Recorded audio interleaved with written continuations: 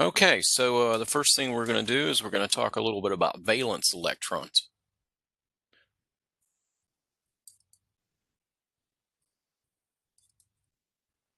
And the definition of a valence electron is the outermost electrons. You see, the outermost electrons are really the only electrons that we really care about.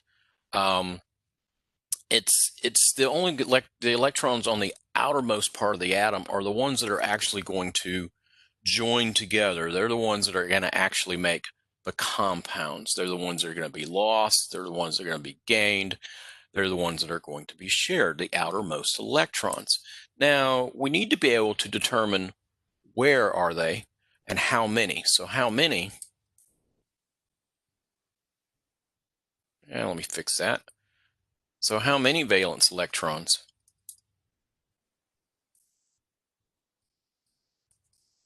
And it's the same as the group number.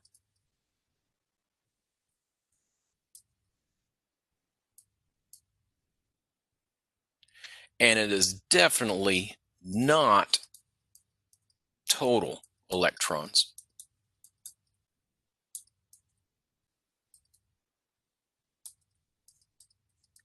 Okay, don't make that mistake. For instance, if we look at, for example, chlorine, and I'm going to show you how to determine these in just a second. If we look at chlorine, chlorine has, how many electrons it has total? It's element number 17, so it has 17 total electrons. This is true, but it's in group 7A, which means it has 7 valence electrons. Okay? All right. So it's not 17 valence electrons.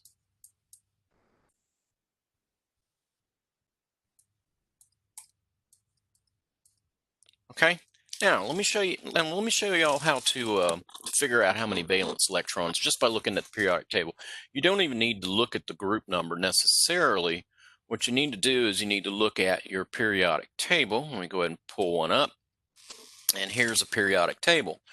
And sure enough, it's numbered. You know, you have 1A, 2A, and so forth. Okay?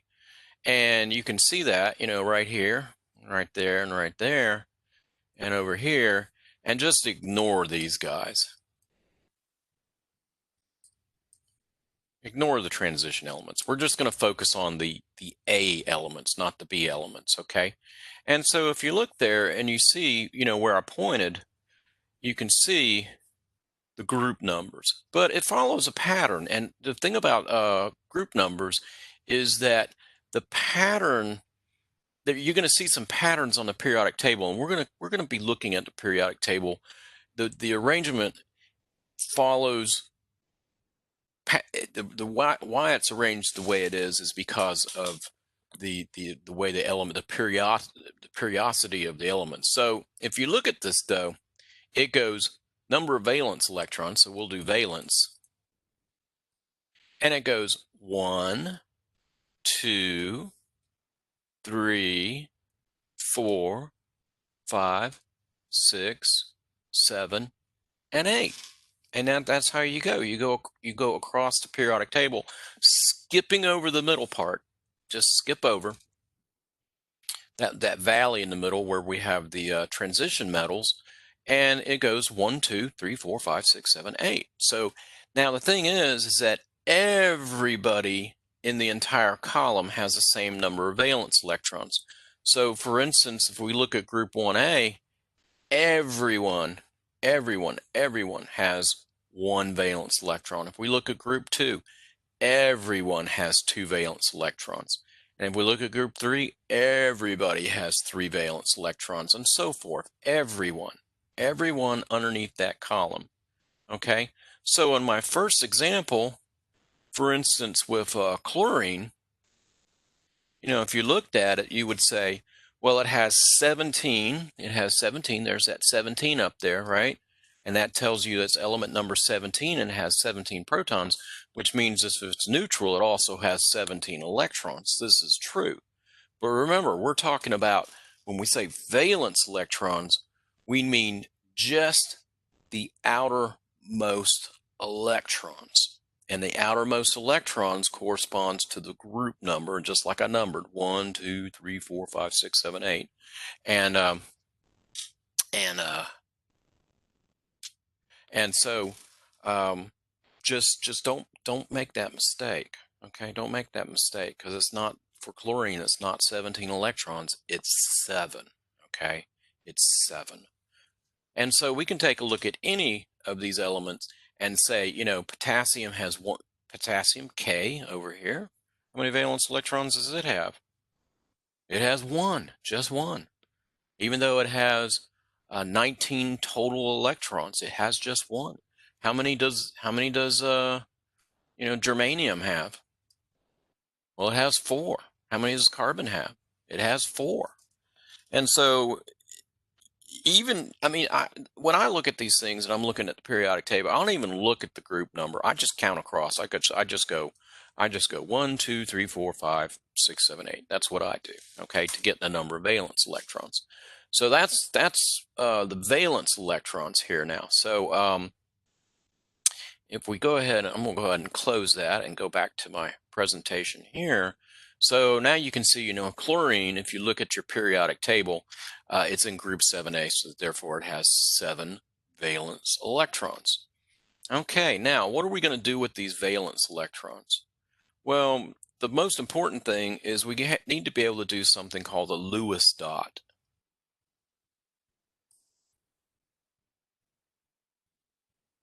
Okay, and a Lewis dot represents the valence electrons.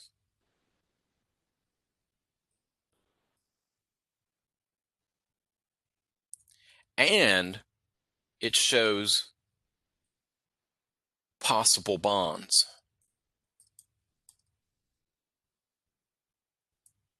That's what a Lewis dot does for us. It represents the valence electrons, and it's very important that it's the valence electrons that we're going to be representing, not the total, okay?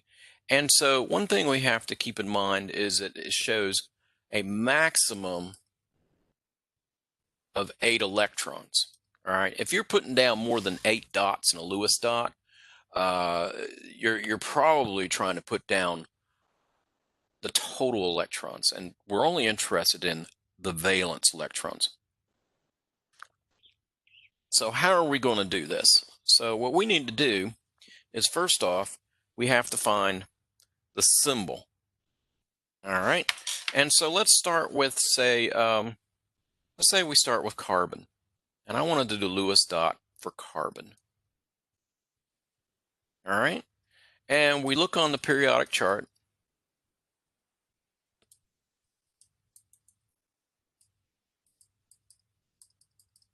And we do that, and so let's take a look at the periodic chart, and let's find carbon. And I find carbon. It's right over here. There it is. And it is in group 4A. So this is group 4. Okay, so we count it across. Remember how we do this? We count across. We go 1, 2, 3, 4. And there it is. Okay, we have 4. It's in group 4. So that's carbon with group 4. And so we go back and we see it's in group 4. 4A, or you sometimes will see it as IV, Roman numerals, 4A. So it's in group 4. So it has 4 valence electrons. And so what we do is we just go ahead and write down C. Okay, that's the element. And we're going to go north, east, south, west. And I'm just putting those for reference. You're not going to put those down. I'm just saying north is up, east is to the right, and west is to the left. Okay? And we're going to put them down in order. And we're going to put down the dots for the valence electrons one at a time. So we go north, that's 1, 2, 3, 4. And there it is. We have the Lewis dot symbol for carbon. It has 4 valence electrons. Now, as we're doing this, all unpaired, if we have a single unpaired electron, that can make a bond. So therefore, carbon makes 4 bonds. Okay? A bond being, joining together like this. Let me change that to dots. That's a bond. Okay? So carbon can make 4 bonds. That's what we mean by making bonds, is it can make 4 bonds. It can join together with 4 different elements, up to 4 different elements. Now, it makes 4 bonds. Now, what do we do if we have something like chlorine? Chlorine, I love chlorine. Chlorine.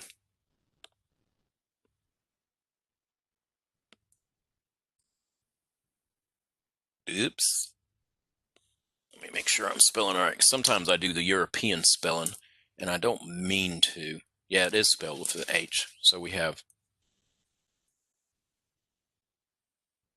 chlorine. And we look on the periodic chart, and we see it is in group 7A, which means it has 7 valence electrons.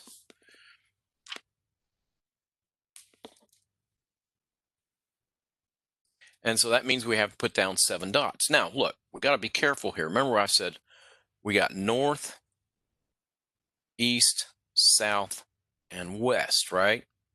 Now, you have to put down the dots one at a time until you fill up north, east, south, west, and then you come back and you start doubling up the dots. So here's north, there's 1, east, there's 2, south, there's 3, west, there's 4. And now we've got to put down the rest of them to get to 7. And so we go 5, 6, 7. Okay, now I put down all 7 dots, but if you notice, I did them one at a time. I went north, east, south, west, and then I doubled it up. Don't double them up until you actually run out of room. Now, how many bonds can we make? So bonds, once again, just to remind you, is unpaired. So how many unpaired do we have? We have just 1 right there. And I'm just circling it for emphasis. And so chlorine makes 1 bond.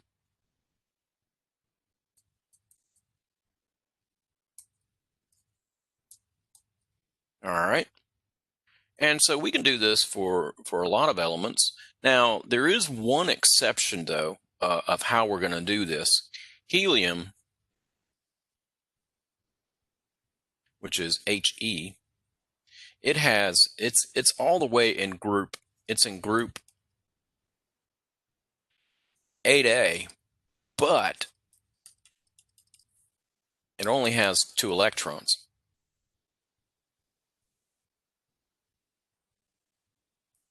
Since it's element number 2, okay? And if you look up there, on the periodic table, let's go ahead and pull up that periodic table again. And if you look over at helium, you'll see that it has 2 electrons. That's all it has. It's 2 electrons. Now, it's in group 8A because it's a noble gas, okay? And it has a full valence shell. It's the only one that has a full valence shell that's not 8. And so, therefore, you can't put 8 electrons around helium. You can only put 2. Not only that, but the electrons are paired, and this is the only exception from what I just showed you. Helium would be already paired up. Okay, now, the reason is because since helium is a noble gas and it has a full shell, we already know that it doesn't make bonds. And so noble gases don't bond with other things. And being that's the case, we would want to say that it makes zero bonds. And so we say this makes zero bonds. All right, they're all unpaired. And so what I'm saying though is that if you did it way up there, if you did this, that would imply two bonds, and we know that's not true. Okay, so that's not the case. So we don't want to do that. All right, what we want just for helium, you need to have two dots, and this is going to be important when you do the lab, the exercise for elements. You do some Lewis dots, and helium is one of them that's on that list. And just keep in mind you want to have two dots paired up for helium. But for everything else, you're going to count up valence electrons. Like for instance, if we were to do say calcium, that's in group 2A, so it has two valence electrons. And if we look at our periodic table, we can verify that. And we look and we find calcium, here it is, and it's in the second column. So as we count across, like 1, 2, 3, 4, 5, 6, 7, 8, calcium's in column 2, and so I know it has two valence electrons, and so we just go ahead and follow the rules here that I just showed you, and we go, there's one, north, east, and there it is, we're done. And so since we have two unpaired electrons, this can make two bonds. Now, the question comes up, now I show you this way because I just want to keep it simple for you. In other words, north, east, south, west, but you could have done this. That's the same thing, this is okay. And you could have done like that. That's okay too. It's just, for consistency's sake, I would say, go north, east, south, west, just because. You don't have to do it that way, but for consistency, just go ahead and do it north, east, south, west. What I don't want you to do though is to double up these, to go like this. All right, we don't want to do that. All right, we want to keep them unpaired unless we run out of space like we did for chlorine and we go north, east, south, west, and then we start filling in north and east again like we did over here with chlorine. Okay, and so there you go. And helium being the only exception, we need to go ahead and pair them up there because we have a full valence shell. Okay, so that's how you do your Lewis dot structures. I mean, basically, you just need to have the periodic table in front of you to be able to do it. All right, so let's move on here, and we're going to switch gears completely, and we're going to go to electronic structure. Let me change colors here, because usually I reserve red to mean don't be this person or don't do that. Okay, it's kind of like a color coding for me. So we have electronic structure.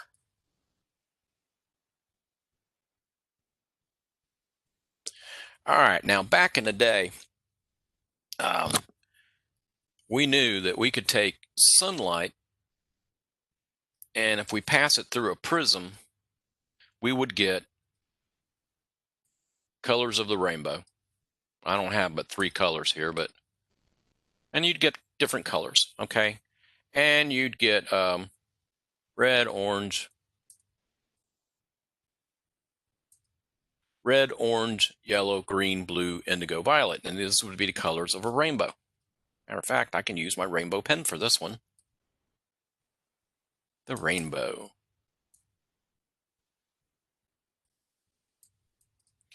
And this is well known since and even Newton, Isaac Newton, he took a prism and we know we can split light into a continuous spectrum going from red all the way to violet, and it smoothly varies between the different colors. Now, it turns out that if you heat up an element, or better yet, if you can take a tube with some electrodes in it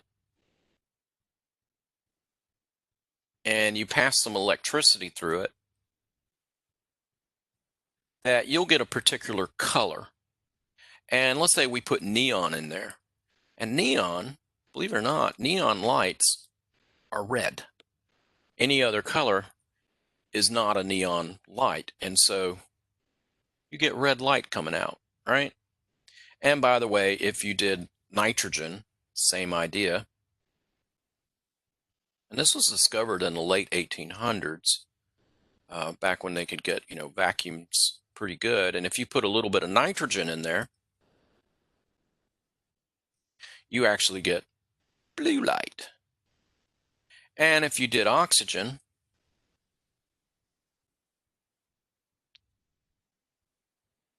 this is how, if you see neon lights, this is how they get the different colors, is that they put different elements in there. And if you do oxygen, you get green light. And so depending on what's inside this tube that you put electricity through, just like fluorescent lighting, if you're in a office and you have fluorescent tubes, or if you have one of those CFL bulbs in your house, compact fluorescent lighting, that's what CFL stands for.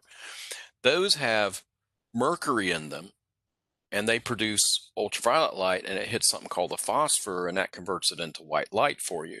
But it's the same sort of idea. It's a tube. It's a tube that's got some material in it that if you pass electricity through it, it produces light. Now, the thing is, though, if you put this light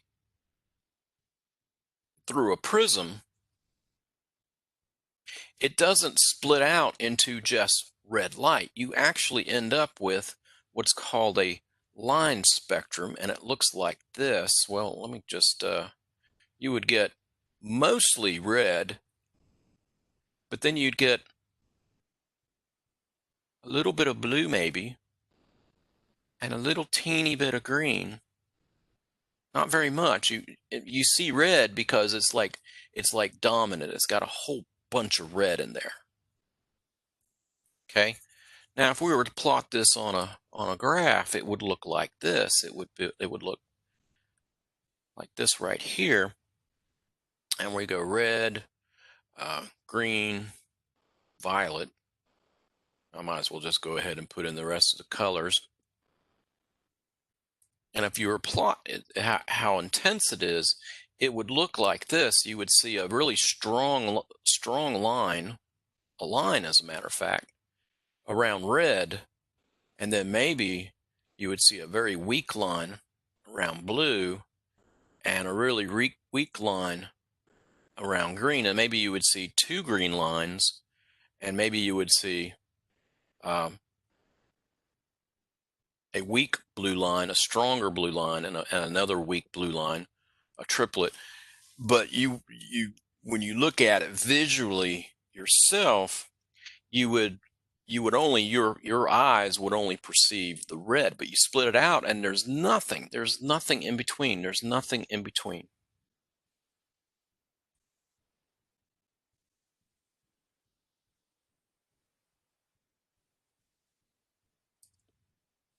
Okay. Now this is actually pretty astonishing, because you see, we know sunlight splits out on all the colors of the rainbow and it's pretty smooth. And even if you take something and you heat it up to being red hot, like a stove, for instance, if you did like a stove and you were to actually look at the spectrum on a stove, it would look like this. It would be, when it's first turned on, it would be mostly red.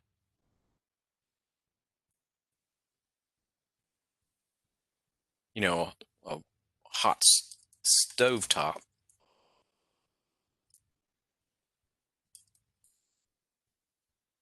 And this was known for a long time. When you look at, and what I mean by stovetop is, if you look on the top of a stove and it's, you got the eye going, It glows red, right?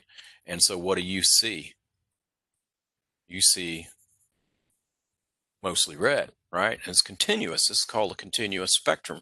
But if you take neon and you put it in a tube, you don't get that. You get a red line with nothing in between, and you get little bitty green lines and little bitty blue lines. And this really puzzled a lot of people. This is something that no one could figure out. And so this guy came along called Niels Bohr, and he proposed that this is Bohr, and he proposed that electrons are in energy levels,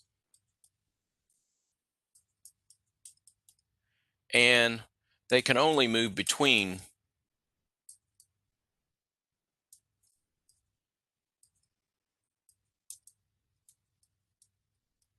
levels. All right. And they can only be in those levels. And if you look at it, and it looks kind of like this, electrons can only be in energy levels. And so they're actually particular energy levels, and they look like this. And so I'm going to draw a picture here. And I'm deliberately making them get closer because that's how they do. And we would say n equals 1, n equals 2, n equals 3, n equals 4, and it keeps going on up. And they get closer and closer together as you go up. And these represent the amount of energy as you go up. And so it's like climbing stairs in a building. It takes you so much energy to go from one floor to the next. And so it takes you, even more energy to get up the next flight of stairs and so forth. It takes you energy. Okay. And as you come down, if you were to slide down the banister, whee, going down the banister, you get your energy back. You're going back down. Okay. So electrons are doing pretty much the same thing. We're going up and down between levels, but they can only go in between particular levels. And it turns out that the further apart the energy levels are, further apart equals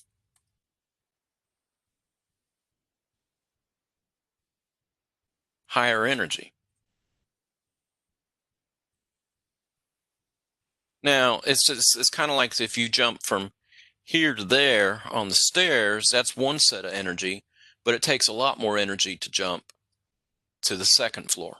It's going from the first to the second and second to the third. It takes more energy to go further up in the building. Well, this should make sense, right?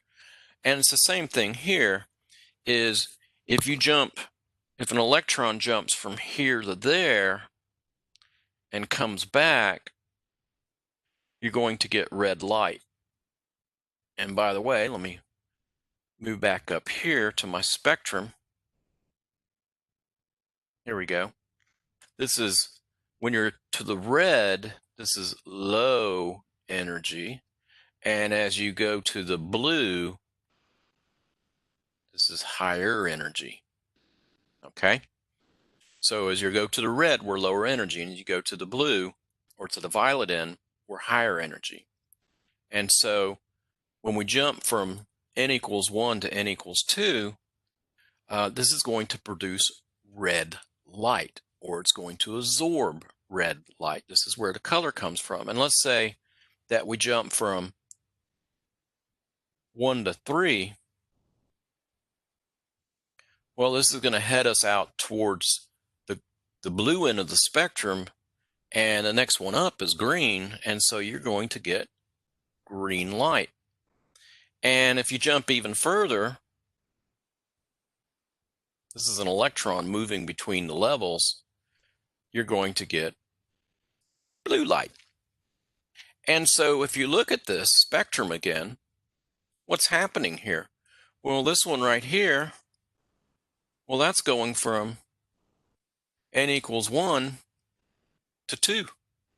And this green light here, that's going from n equals 1 to 3. And this blue light here, that's going from n equals 1 to 4. And so you can say that for neon, that this is what's going on with the light. And so when we have um, uh, like a flame or discharge tube or anything where we can provide the energy, the colorful light, the light comes from the energy levels. So the light from a flame test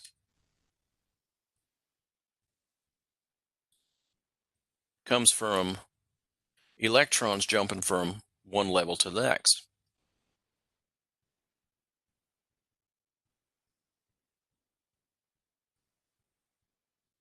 They have to jump between the levels. And the bottom line is you must have energy levels to go between. So you must be between levels. Okay, so we can't really talk about electrons producing light from just one level. It has to be between two levels, because the energy that comes out from the electron going from one energy to another level, that shows itself as being light, or a photon of light of a particular color. Now, they can go between levels and it won't necessarily be visible light. It could be infrared light, it could be microwaves, it could be ultraviolet light. Light is a form of energy. It's a packet of energy, but it must come from going between levels. Okay, you can't really talk about, the electron is just sitting there. It's not, so the electron, which we draw as a half arrow, that's what's going between the levels. There's another electron right there. Okay, and so when the electron is in n equals 1, we call that the ground state, and it is where the electrons, they stay until you do something like put it in a flame, and then you get a colorful light. For instance, if you put sodium metal in a flame, it'll make the flame yellow. If you put potassium ions into a flame, it'll make the flame turn purple. If you put copper into a flame, a Bunsen burner flame, it'll make the flame turn green. And so each element has its own unique color that corresponds to the flame. All right. And so now we have to be able to tell where the electron is as far as the electronic state. Okay. And so we're going to have something that's going to look like this. And I'm going to show you a little bit about electron configurations. Okay, so we have something called electron configuration.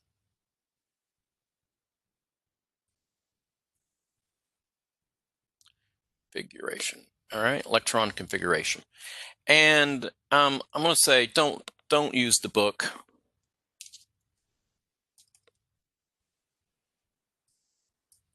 And what pages were those? Those were, because I don't want you to use what the book does. The book is a little strange as far as doing that. Remember, this is chapter 4 that we're working on. Let's see, where is it?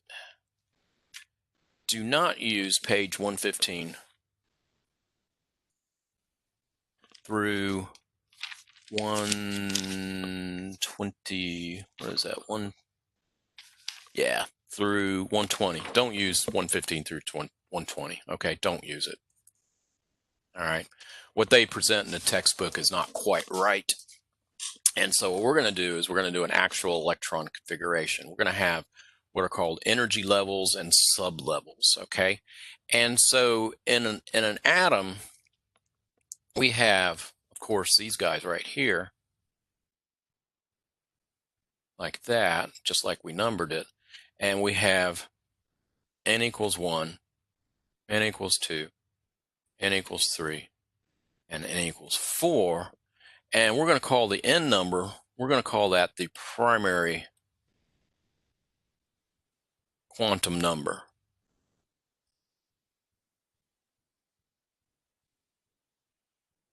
or the n number. All right, now within these energy levels, we have sublevels, okay? Within these energy levels, we have sublevels. And so we have S, P, D, F, F in this order, and these are called sublevels. Sublevels, if you think about, the n equals 1, n equals 2, n equals 3, and n equals 4, these are like floors in a house. Now, within or floors within an apartment building. And within this apartment building, you have apartments. And the sublevels are kind of like the apartments in an apartment building. And so it turns out that each one of these n levels splits out into sublevels, just like I showed you here. And it goes in order. So for n equals 1, there's only one apartment or one sublevel, so you have S. And for n equals 2, you have two of them. You got an S and a P. And then for n equals 3, you have S, P, and then D. And for n equals 4, you have S, P, D, and F. And each one of these sublevels can hold a certain number of electrons. And it turns out that the S sublevel, the maximum number of electrons that each level can hold, the S level can hold 2 electrons maximum. The P sublevel can hold 6 electrons maximum. And the D can hold 10 electrons maximum. And the Fs hold, they hold 14 apiece.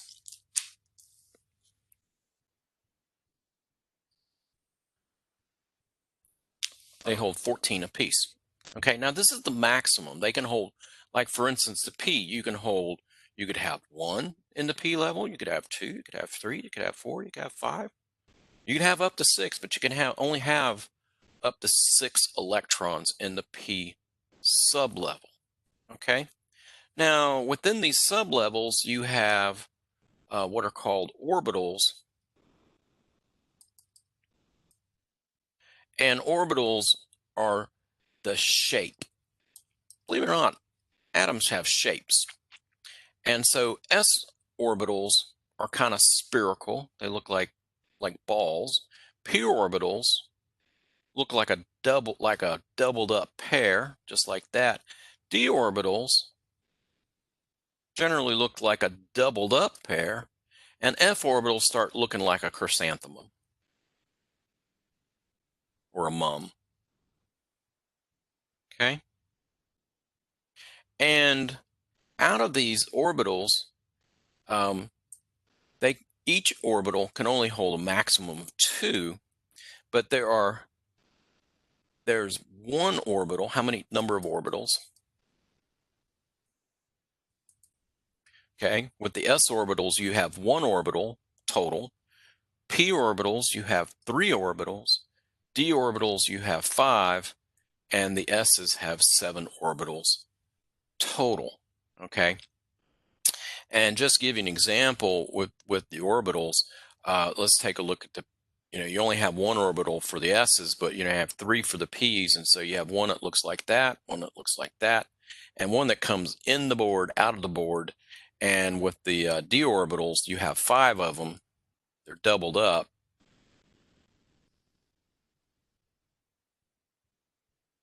There we go. And that 5th one looks like a P with a donut around it. Now, what an orbital does for you is tells you where you can expect to find the electron. And so you're going to find the electron somewhere inside these orbitals. Okay, it's random where you find the electron. And so what we don't have, what I just want to show you is that you might have learned this in high school, is where they show the electron kind of just orbiting around like this, and that's not what happens.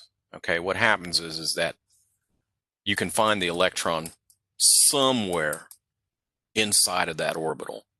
At one moment it's one spot and another moment it's another. It's very random. They don't actually orbit around like the Earth circles the sun. That goes in a nice neat circle of the way the moon orbits around uh, the Earth in a nice neat circle. That's not the case. If even if you have like a p orbital, I'm gonna draw you a p orbital here. At one moment, if you take a look, it's right there. At the next moment, you look, it's right there.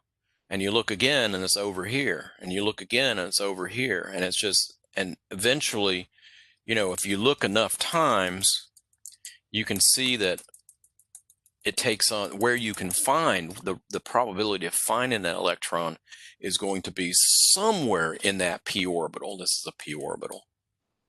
Okay, so an orbital tells you where you can find the electron.